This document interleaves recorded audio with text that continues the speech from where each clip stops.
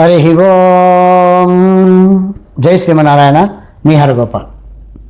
గతంలో గృహ నిర్మాణం విషయంలో గృహ ఆరంభం ఎలా చేయాలి, నిర్మాణం ఎలా చేయాలి, గృహవాస్తు ఎలా ఉండాలి, అలాగే గృహప్రవేశం ఎలా చేయాలి, ఇవన్నీ తెలుసుకున్నాం. ఇప్పుడు ఏ నెలలో స్థలాలు కొంటే బాగుంటుంది, ఏ నెలలో గృహం ఆరంభం చేయాలి, ఏ నెలలో గృహప్రవేశాలు చేయాలి అనేది మనం తెలుసుకుందాం. ఇది మత్స్యపురాణంలో గృహాల గురించి అంతా కూడా మత్స్యపురాణమే తెలియజేస్తుంది. మత్స్యపురాణంలో సూత మహర్షి మనకు అందించిన విషయాలు ఇప్పుడు మీ ముందు ఉంచుతున్నాను. ఎలా అంటే చైత్రమాసం నుండి ఫాల్గుణ మాసం వరకు ఈ 12 నెలల్లో 6 నెలలు మంచి నెలలు, 6 నెలలు అంత మంచివి కావు అనేది పురాణంలో తెలియజేశారు. ఈ 6 నెలలు మంచి 6 నెలలు ఏంటి అనేది తెలుసుకోవాలంటే వైశాఖ మాసం ఇది శ్రేష్టమైనది. ఎందుకు అని అంటే ధన వృద్ధి, రత్న వృద్ధి కూడా జరుగుతుంది. వైశాఖ మాసంలో స్థలం కొనుగోలు చేసినా, గృహారంభం చేసినా, గృహ నిర్మాణం చేసినా, అలాగే గృహప్రవేశాలు చేసినా కూడా వైశాఖ మాసం శ్రేష్టం. తర్వాత శ్రావణ మాసం, ఇంకా అన్నిటికీ తెలిసిన విషయమే. శ్రావణ మాసం, కార్తీక మాసం. ఈ శ్రావణ మాసంలో వృత్తిలాభం, అలాగే కార్తీక మాసంలో ధన ధాన్య వృద్ధి జరుగుతుంది. వైశాఖము, శ్రావణము కార్తీకమైనది. ఇక మార్గశిర మాసంలో ఆహార వృద్ధి, మార్గశిర మాసంలో ఆహార వృద్ధి జరుగుతుంది. మాఘమాసంలో బహులాభం, అన్ని రకాలుగా లాభదాయకంగా ఉంటుంది మాఘమాసంలో. ఇక పాల్గొన మాసం బంగారం లాభదాయకంగా ఉంటుంది. ఇక బహుపుత్ర లాభం కూడా కలుగుతుంది. సపోజ్ పుత్ర సంతానం లేదనుకోండి కొంతమందికి, అలాంటి వాళ్ళకి కనీసం ఇది ఒక రకంగా ఉపయోగపడుతుంది. పాల్గొన మాసంలో స్థలం కొనుగోలు చేసిన, గృహారంభం చేసిన, గృహప్రవేశం చేసిన. సో మొత్తం మీద వైశాఖ, శ్రావణ, కార్తీక, మార్గశిర, మాఘ, పాల్గొన మాసాలు శ్రేష్టదాయకం.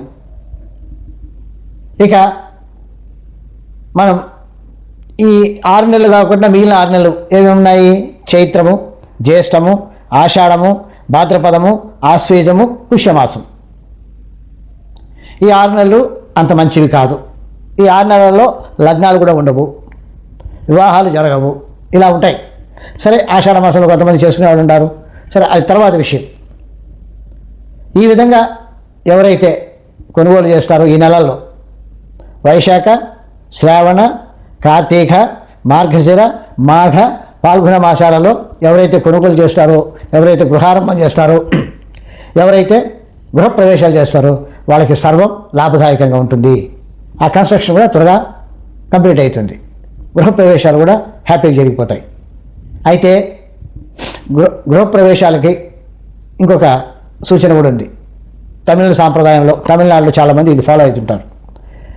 వాస్తు పురుషుడు ప్రతి 3 నెలలకు ఒకసారి నిద్రపోతుంటాడు. 3 నెలలకు ఒకసారి నిద్ర లేస్తాడు. లేచి కాలకృత్యాలు తీసుకొని మళ్ళీ వేరే దిక్కు పడుకుంటాడు. మళ్ళీ 3 నెలలు పడుకుంటాడు, నిద్రపోతుంటాడు. మళ్ళా లేచి కాలకృత్యాలు తీసుకొని భోజనం చేసి, తాంబూల సేవనం చేసి మళ్ళీ ఇంకో దిక్కు పడుకుంటాడు. అక్కడ 3 నెలలు నిద్రిస్తాడు. మళ్ళా అదే వాస్తు పురుషుడు 3 నెలల తర్వాత లేచి కాలకృత్యాలు తీర్చుకొని, అన్నాహారాలు తీసుకొని, తాంబూల సేవనం చేసుకొని మళ్ళీ నిద్రపోతుంటాడు. మళ్ళీ ఇంకొక పక్క ఇలా 3 నెలలు 4 దిక్కులలో నిద్రపోతూ ఉంటాడు వాస్తుపురుషుడు. 12 నెలలు వాస్తుపురుషుడు నిద్రపోడు. 12 నెలల్లో కూడా సుమారు ఒక 3 గంటల టైం మేలుకుంటాడు. మొదట తూర్పున పడుకుంటాడు, ఆ తర్వాత దక్షిణం పడుకుంటాడు తలబెట్టుకొని, ఆ తర్వాత పడమర తలబెట్టుకొని పడుకుంటాడు, ఆ తర్వాత ఉత్తరం తలబెట్టుకుంటాడు. ఈ వాస్తు పురుషుడు ఏ సైడ్ తలబెట్టుకొని పడుకుంటాడో దానికి ఆపోజిట్గా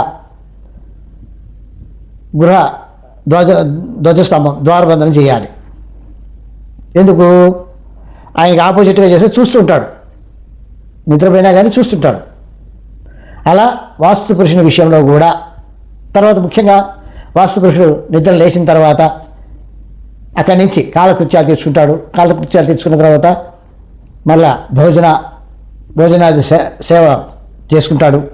ఆ తర్వాత తాంబూల సేవనం చేసుకుంటాడు. ఇది సుమారు 18 నిమిషాలు తాంబూల సేవనం. ఈ 18 నిమిషాల్లో అది కనుక్కోవాలి, తెలుసుకోవాలి ఒక పండితుడి దగ్గరికి వెళ్ళి. ఈ 18 నిమిషాల్లో గృహారంభం ప్రారంభిస్తే వాళ్ళ దగ్గర అంత ధనం లేకపోయినా అవలీలగా గృహం కంప్లీట్ అయిపోతుంది. అది ఏదో ఒక రకంగా సహాయం జరుగుతుంది. వాస్తు పురుషుడు తాంబూల సేవనం టైంలో మనం గృహారంభం చేస్తే చాలా శ్రేష్టమైనది. ఇది ఏ టైంలో వాస్తు పురుషుడు మేలుకుంటాడు, ఏ టైంలో మళ్ళా పడుకుంటాడు, ఈ మేలుకున్న సమయంలో తాంబూల సేవనం ఎప్పుడు జరుగుతుంది, మొత్తం మేలుకున్న సమయం అంతా బాగుంటుంది. ఆయన నిద్ర లేచినప్పటి నుంచి పడుకునేంత వరకు బాగుంటుంది. కానీ తాంబూల సేవనం అతి శ్రేష్టమైనది. ఇలా వాస్తు పురుషుని విషయంలో లెక్కించి స్వామివారు తాంబూల సేవనం చేస్తున్న సమయంలో మనం గృహారంభం చేయవలసిందిగా కోరుచున్నాను.